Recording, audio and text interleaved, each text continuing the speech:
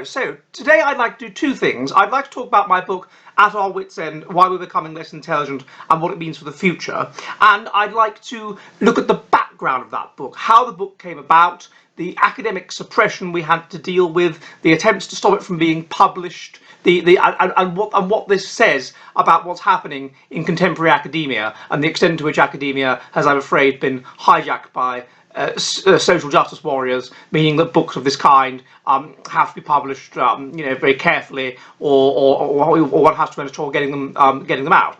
And one of the reasons I'd like to do a video on this is that I was contacted by a fellow who told me that he'd unfortunately had a stroke, and as a consequence he has difficulty reading books, and he's reliant on audio versions of books, and there's no intention of doing an audio version of this book, and so I thought I'd do a video summary for that reason. And I was kind of rather moved by it as well, because my grandmother had a stroke. My used to love to read books, and in the 80s she had a stroke and she could no longer read books, and she was entirely reliant on books on tape, and of course there weren't many of those, which limited what she could imbibe literature-wise, which was upsetting for her. So those are the two main plans for today. Now, you may ask yourself why it is that I'm dressed in this rather dapper manner. And the reason is because this is I've done my best, but this is what was fashionable circa 1750. And as far as our book has found, it is the generation that was born circa 1750, which was the most intelligent generation in the history of the West, and which was the generation which came up with the most fantastic breakthrough inventions, which precipitated the Industrial Revolution and precipitated all that we have today, including the computer I have in front of me, including the internet, including the entire industrial society. So I suppose in homage to that generation, who it might be regarded are really the best generation in the history of the West in terms of intelligence, I thought I'd dress how they dressed. Although I have to say, I don't know how they managed to cope. I honestly, they wore wigs because they had lots of problems with head lice and things like that. But they're extremely uncomfortable. And so, if you don't mind, I think I'm going to take it off. Right, that's better. So now I'm becoming more kind of just pre-Victorian, where they stopped wearing the wigs and they got into hats and so on. So, what is the essence of At Our Wits' End, Why We're Becoming Less Intelligent and What It Means for the Future? Well, the essential thing is this. First of all, that from the medieval period onwards, we were becoming more intelligent. We were under selection for intelligence. Now, what is this thing, intelligence? There's some debate over intelligence. What is intelligence? Intelligence means, in essence, the ability to solve cognitively difficult, cognitively challenging problems and to solve them quickly. The more challenging the problem is before you're stumped, the more intelligent you are, and the more the quicker you can solve it, the more intelligent you are. There are a number of different kinds of intelligence, of course. We talk about linguistic intelligence. Some people are better at that than mathematical intelligence, and spatial intelligence. But in groups, these all intercorrelate. People that are high in one kind of intelligence, although there's variation, in general are high in all of them. And this means there's one factor underpinning them, something we call general intelligence, or G. Now, so you get general intelligence, think of it as sort of a pyramid, really. You get general intelligence at the pinnacle of the pyramid, you get these three kinds of intelligence, and then you get things which are very weakly correlated with intelligence, like the ability to drive a car, or the ability to catch a ball, or that sort of thing. And so this is then the nature of intelligence, okay? Now, there are people that argue, got my hair sticking up because of the wig, there are people who argue that you could have these multiple intelligences and so on, sort of emotional intelligence and whatever, but that's just rubbish, because we know that emotional intelligence, for example, correlates with general intelligence at about 0.3. So it's basically just a manifestation of what we might call a specialised ability. It's one of these things at the bottom of the pyramid that weakly correlates with intelligence. So I can see no reason whatsoever to bother with that model. So that's what intelligence is. Intelligence is very strongly genetic. According to meta-analyses of twin studies and twin adoption studies, intelligence seems to be somewhere in the region of about 80% 83% genetic. It's very, very strongly genetic. And it has numerous important correlates. How educated you are positively correlates with it. How well you do at school strongly, about 0.7 positively correlates with it. How likely or how unlikely you are to be a criminal positively correlates with it. Health health possibly correlates with it. There's loads of them. Intelligent people are more trusting. Intelligent people are higher in altruism. There's all kinds of numerous important correlates in terms of how you negotiate your life that are associated positively or negatively with intelligence. And intelligence is a little bit like height. It's distributed on a kind of bell curve, and most people are around the average, which is 100, and as you move away from the average, you get the people that are sort of lower, the average person who works a desk job or something, and as you move away from the average, you get people that are below average, people that work as, car mechanics, casual labourers, this sort of thing, and then down again, you get people maybe who are casually employed or whatever. IQ of around 80 predicts being unemployable, and then at the extreme, if IQ below 70, then we regard that as people who are, in the official terminology that's used in America, mentally retarded. At the other end, you get an IQ of 110, something like that, school teachers, maybe accountants, nurses, IQ of 120, doctors, lawyers, architects, IQ of 130, maybe scientists or whatever. And then above that, above 130, you get the very, very clever people, that is to say, people like us. So that's the essence of intelligence. And intelligence, we know, was being selected for in pre-modern times. And there's very good evidence for that, because we have evidence, we have wills. And very large numbers of English wills have been preserved from the 16th and 17th centuries. And intelligence, of course, correlates with wealth, how much money you earn and whatever. The correlation's about 0.4. And it must be remembered that in pre-modern times, the child mortality rate was about 40%. But it wasn't 40% everywhere. It was 40% overall, but it was very, very low at the top, because those people could provide better conditions and rudimentary healthcare and so on. And it was very, very high at the bottom.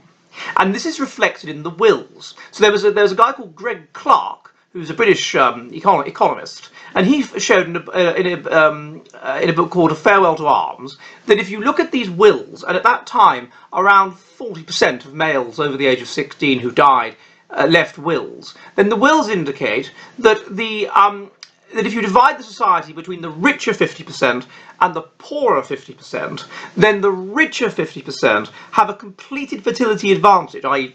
surviving children that are mentioned in wills, have a fertility advantage of 40%.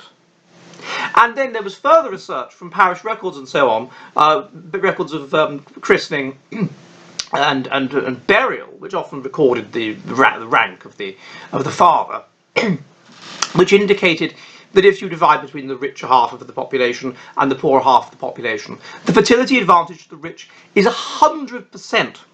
So this indicated what Gregory Clark calls the survival of the richest. It was the genes, because remember intelligence is about 80% genetic, it was the genes of the rich that survived. And because it was the genes of the rich that survived, and because the correlation between wealth and intelligence is about 0.4, it was the genes of the more intelligent that survived. And so this would mean this was bootstrapping the population. This was making the population more intelligent every single generation. And it was, this was clearly going on. And it would mean that those at the bottom of every generation, they would die out. And there was a society of social descent. Those that were ranked further up would then fall down into the rank that had been vacated by those who had died out. And everybody would move down the society, and then you have a new elite that were more intelligent than the previous generation's elite. That was how the system was working. And there are other factors as well that are also relevant to this rise in intelligence. One of them, in the West anyway, is the use of execution. As I looked at in another video, we were executing between the medieval period and the modern period about 2% of men, every generation, and those people would not pass on their genes, and so consequently their low IQ genes, which would predict being a criminal, of course, would be removed from the gene pool. And there was another factor in terms of the minimum, in terms of the fact that from the medieval period onwards it started to get really cold, and this would have been a strong selection pressure in terms of intelligence. It would have meant you've got to build proper housing, you've got a cold winter, and so it's going to strongly select in favour of intelligence. Yet another factor, I suppose, is probably just the Black Death. The Black Death would have wiped out about a third of the population of Europe, and it almost certainly would have, intelligence would predict having enough money to be able to get away from the city centres where the decimation was the worst. It would predict being able to plan to do these things and to get away. It would predict taking precautions against, touching people and making short-term decisions, and it would predict being healthier anyway. So having better nutrition anyway, and so you're more likely to be able to fight off any infection. And so again, this is going to select in favour of, and it's probably no coincidence that you see this, the Black Death, and then within about a generation you have the Renaissance. You have evidence of that society has evidently become more intelligent, it's become more intellectual, it's become more interested in intellectual things, kind of all of a sudden. And that would make sense because because the mortality rate in general was 30% during the Black Death, but the mortality rate among the serfs, among the people at the bottom of society, who made up the majority of it, by the way, was 80%. So, which is why the Black Death plunged Europe into social crisis, because all the working class people were dead. And the ones that survived, who would have been the more intelligent ones, then of course moved up the society quite quickly. You had social advancement. So this is what was going on. And we can chart this across time. So the difference in living standards between the medieval period and about 1800 wasn't very high. Child mortality was about 40% in Tudor England, and it was about 40% in 1800. Differences in living standards weren't very high. But nevertheless, we were, in terms of markers of intelligence, we were becoming more literate across time. We were becoming more numerate across time. People were more likely to know their birthdays. Our interest rates were going down. This is important because intelligence is associated with long time horizons and low intelligence with short time horizons. This very famous experiment that if you give a child a chocolate and you say, well, look, you can have that chocolate now, or I'll come back in, I don't know, 5 minutes or something, then you can have a second chocolate. And the more intelligent children overwhelmingly wait. Because that's the way that they have longer time horizons. And so this would predict that interest rates, you'd need more of a payoff if you had low intelligence for the setback now. And so interest rates are lower among people who are more intelligent. And another thing that was going up was per capita genius. This can be charted across time. So we were getting better at coming up with what would be recognised as highly important innovations. These were increasing across time. Well, these are innovated by the smart fraction of society, by those geniuses of people that have outlier high IQ plus certain antisocial personality characteristics, which mean they don't care about offending vested interests and they can think outside the box. And so these were going up across time, which implies that in the underlying average intelligence was going up across time. And also we have, interestingly, vocabulary. So we have texts published from the 1500s onwards, and we can chart these for, we can examine these, these have been examined for the use of complex words. Words are thinking tools, and the more intelligent you are, the more subtly you can think. And intelligence is about solving problems, and the more subtly you can think, the more fine-grained is the way you can think, and the more subtlety you can see, the more easily you can solve problems. So it follows that the more sophisticated your vocabulary is, the better you're going to be able to solve problems, the more intelligent you're going to be.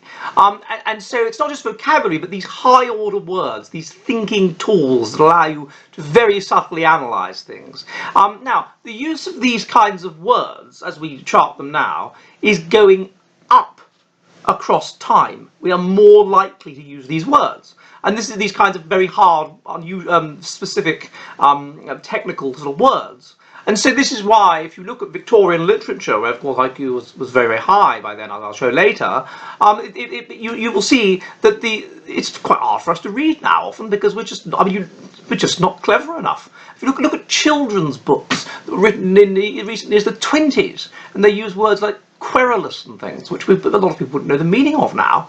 And so we're getting more into, also we get less cruel as we go from cruelty, altruism, we get less cruel to animals, we get less cruel to people in terms of violent execution and things like this. And we also become more kind of democratic and more politically stable across time. And all the up to about 1800. And all of these things are implying that we are getting more intelligent, and we're getting more intelligent because of the advantage that it gives you. It means that your children are less likely to die while they're young, and therefore your genes are more likely to be passed on. And so we reach a peak of intelligence circa 1800, i.e. circa the people born about 1750, where we make this breakthrough of the Industrial Revolution, and suddenly the Malthusian cycle, where the population goes up, and then it's too big for the land, and so there's a famine or a plague, or and it goes down again, is broken. Suddenly the pace of production can outpace the pace of population growth, and as a consequence living standards can dramatically increase and increase and increase. And so this is what's been going on. Now, since 1800 kind of is the turning point. We start to see a change, and we chart this in At Our Wits' End. So you see evidence that intelligence is starting to go down, and you see this in terms of these robust correlates of intelligence. So we know now that on numerous measures we are getting less intelligent. Per capita genius rates are rates of very important innovations are decreasing and decreasing and decreasing, and we are now back at the level of per capita genius or per capita major innovations that we were at in about 1600. So when Queen Elizabeth I was on the throne.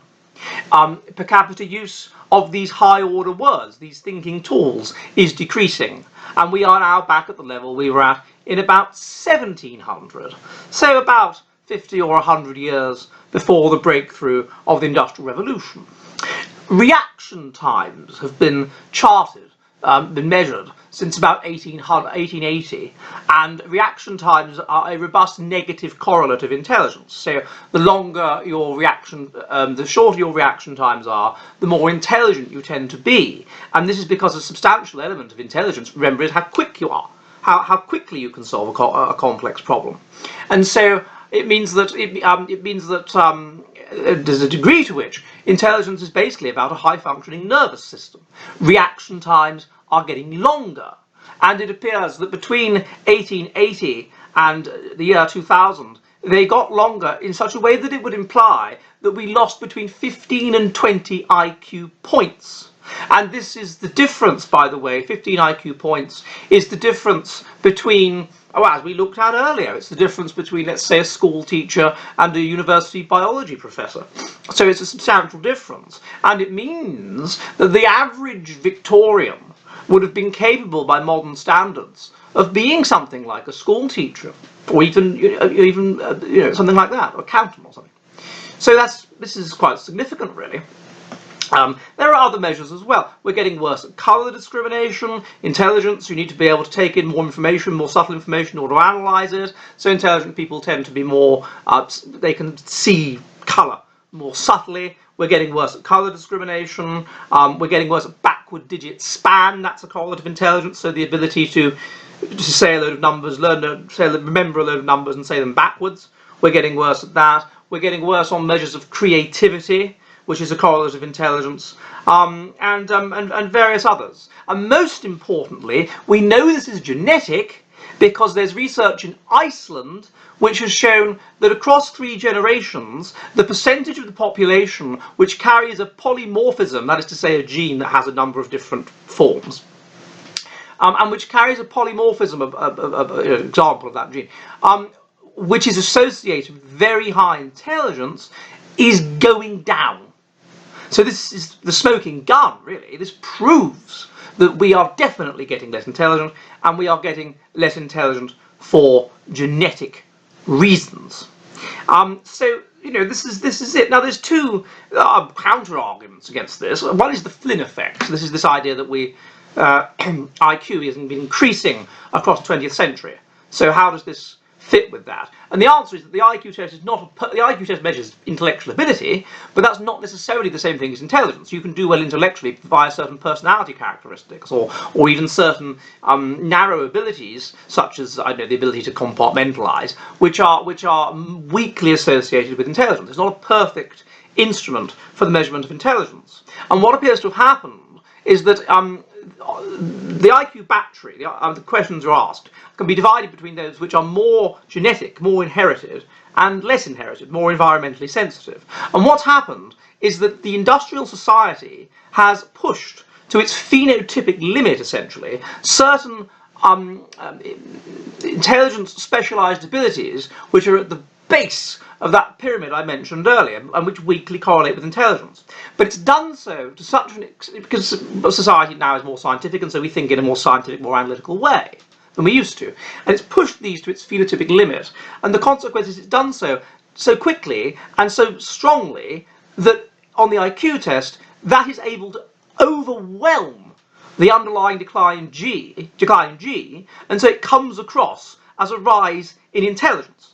A rise in IQ score, even though general intelligence may be going down. It's a little bit like height. The trunk is how big your trunk is highly genetically influenced. How long your legs are highly environmentally influenced. And it's perfectly possible that over time, a population's trunk, i.e. its genetic height, could be getting shorter, but its legs, due to environmental improvements in nutrition, could be getting longer, and it would come across overall as an increase in height across time. And this is what's happening with IQ. It comes across as an increase, but that's because it's this massive increase on the environmental aspect. But in terms of the genetic aspect of the core, and that's the core aspect of intelligence. That's like the real intelligence. That's the essence of intelligence. Strongly genetic, G. Then it's getting worse. But there would be a peak that once the phenotypic limit was attained, then the underlying decline in G, my colleague Michael Woodley of Mini calls it the co-occurrence model, would start to poke through even on the IQ tests. And this is what started to happen in 1997. So even on the IQ tests, we are becoming now, our IQ is going down. And we've measured on what it's going down, the Flynn effect, it's the environmentally sensitive aspects of the IQ battery, that's what that's on. And the anti-Flynn effect, the negative Flynn effect, naturally is on the genetic aspects, on the aspects that are to do with genes, the more heritable dimensions of the IQ battery, on G, in other words. So, we are becoming less intelligent for genetic reasons. And there's a researcher in France called Barbara Demineau, and she argues that it's to do with endocrine disruptors and plastic and things. And evidently that's rubbish, because the decline in intelligence is happening on the more genetic aspects of intelligence. Indeed, we look in the book at a model that my colleague did, where he computed the data and he predicted based on the percentage of these pollutants in the environment what would happen, and based on if it was genetic, and he found that what fitted the available data was the genetic model. And moreover, there were enormous numbers of pollutants in the environment as we were getting more intelligent. I mean, people in the Western world didn't drink water. They exclusively drank alcohol, even if they were pregnant. Women who were pregnant used to use makeup with mercury in it, for God's sake. And even so, we were getting more intelligent. So this demonstrates to you the importance of genetics. So that's the basic argument of the book. We're definitely becoming less intelligent. And what that predicts, of course, is that eventually society will start to go backwards. You could argue that this evidence that it already has, because things like trust levels are definitely falling, and trust is a correlate of intelligence. You could argue that democracy has to some extent become debased, with people voting for less democratic political parties, like, I don't know, New Labour or these kinds of things. and so we're losing democracy in that way. I mean, we definitely have less free speech than we used to, for goodness sake. This would imply lower intelligence, but it's not on the level of standard of living, and that's because we've created this capital, we've created this enormous fund, like a boy who's very rich parents has a trust fund, and we've created this, and we can basically, with minor tinkering, we can avoid eating into the fund, and we can keep our standard of living going. We've created a kind of momentum. But eventually, of course, as intelligence continues to go down, and as we make fewer and fewer innovations, and as we make fewer and fewer micro innovations, because micro innovations are going down as well, then eventually we'll have to start eating into this capital. And that will result in things getting a lot worse, in standards decreasing, and in society declining, and therefore in us returning to conditions of Darwinian selection once more. So, and that's our key argument, and we look at all the detail and all the data behind it, and counter arguments and all this kind of thing, and then we look at the idea that we could be part of the cycle of civilization, and that this is kind of inevitable, and we look at what might potentially be able to be done about it. Now, I have to say that this has actually gone rather longer than I had expected, so I'll do a little bit of the background, and then we'll go into it more perhaps next time. So, how did this book come about? I published a book in 2015 with my colleague Bruce Charlton called The Genius Famine, and we looked at some of the evidence for decline in intelligence in that. It was published by the University of Buckingham Press, and it didn't really go very well. The University of Buckingham Press, although it's a university publisher, didn't do anything to really promote the book, and I thought the cover and the production values were bloody awful. I couldn't believe what I was seeing.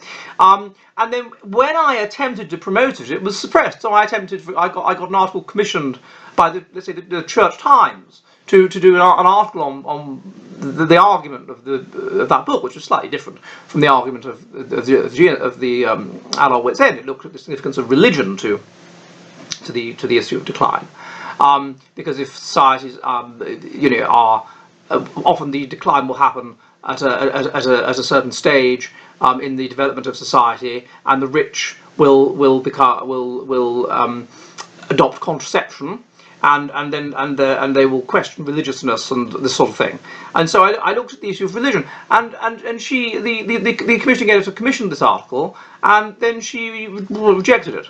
She said, I've read the article. I can't run this. It just raises I'm not against controversy, but this just rings too many alarm bells. I can't publish this. And then there were a number of other cases where my attempts to promote the book in the mainstream media were thwarted, and so the book just stuck like a stone, really. And so then myself and Michael Woodley, who's done a lot of the original research proving that we're becoming less intelligent, he decided, well, let's do a better one. And so we looked around all these different publishers, and a lot of them were quite interested. The commissioning editors, I mean, what they are interested in, the commissioning editors, what they think about is what's going to make money. That's what they're there to come up. What's going to make money? And a lot of commissioning editors, therefore, were very interested in the proposal. And so we had Oxford University Press, Cambridge University Press, they were very interested in the proposal, and they sent it off to be peer reviewed by by two academics. And inevitably what happened is that one academic said, this is fantastic, this is great, this is original, this is brilliant, publish it. And the other one condemned it as just evil and Nazi, and did so in such forceful terms that it shocked the commissioning editor, I suppose, into saying, no, we can't publish this. And then this happened with a number of very important publishers, very well-known publishers, and then in one particular well-known American publisher, it actually got through the peer review process. I mean, actually it got one very good review and another one that was kind of cautious, tone it down, but yeah, this should be published. And so then a contract was drawn up, and it was all ready, and it was taken to the board to get final say. And the board were like, no, we're not publishing this, no way. And so we managed to find a reasonably good academic publisher to put it out, and they've done good work, and I've been quite impressed by them. And then getting it in the newspapers, impossible. Some years ago, I think there would have been no problem getting this promoted in something like the Daily Mail, and indeed they have run stuff on my colleagues' research on declining intelligence. But now, no, couldn't get it in the mainstream media. We tried and tried and tried. Couldn't get it reported in the mainstream media, apart from, I don't know, one obscure radio station for British expats living in Spain. There was complete blackout. They wouldn't touch it. And some people sort of privately told me, look, yeah, this is fascinating. We can't run something on this. You're saying that basically it's sort of eugenic what you're saying, which we're not. But it's kind of like eugenic. We can't run this. We just can't. I'm sorry, we can't run this. And so that's why there was a friend of mine that said to me, well, you should perhaps try and promote it through online media. And so that was how it kind of came about. Now, I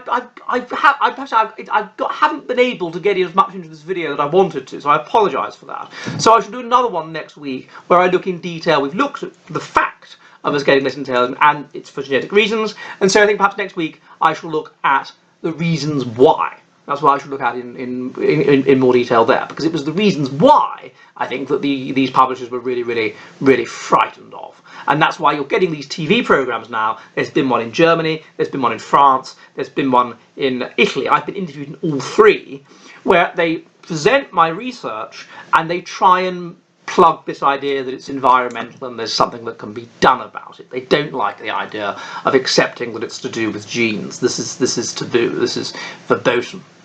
Okay, well, I hope this has been interesting, and I hope that for any of you who have trouble reading books, or who just can't be bothered to read books, if you spend all your time reading and you like a video at the end of the day, are happy about it. And a note, those of you that have complained that I'm broadcasting from a gulag or a prison cell, thank you very much for your advice. And I hope I've done some stuff, and I hope in further weeks to do more stuff. So I hope that's going on. I would like to say as well, thank you to all those of you who have subscribed. I was told that, thank you so much. I was told that I had to get 1,000 subscribers in order to do all these interesting things like super chats and stuff, and I've managed to get them, and so thank you so much for all you who've subscribed, and please spread the word and get other people to subscribe. Tell your friends, tell your mum, tell your gran, and if your gran is into this, controversial research. And so thank you so much. And again, I've had a lot of very interesting comments over the last week. It's really been fascinating to engage with you. And indeed, with one of my books that I've been writing, The Rape of the Finns, I've literally altered parts of the book in response to some very intelligent feedback that I had from somebody called Nanti Lantanen or something. And so I'd like to thank him. I'd like to thank the person that told me to alter the dungeon look, and forgive me if I haven't named you all, but I've had so much interesting correspondence. It's been absolutely fascinating. It's been very thought-provoking. So thank you for that. And so please subscribe, and please, if you've liked this and you want to see more stuff like this, please fund me on Patreon. You know that not many people. There's a bit of a and you can PayPal me, and you can send me boxes of chocolates. Thank you very much for listening and or watching. And I hope this has been of interest. And I shall see you soon. And happy St. David's Day. And goodbye.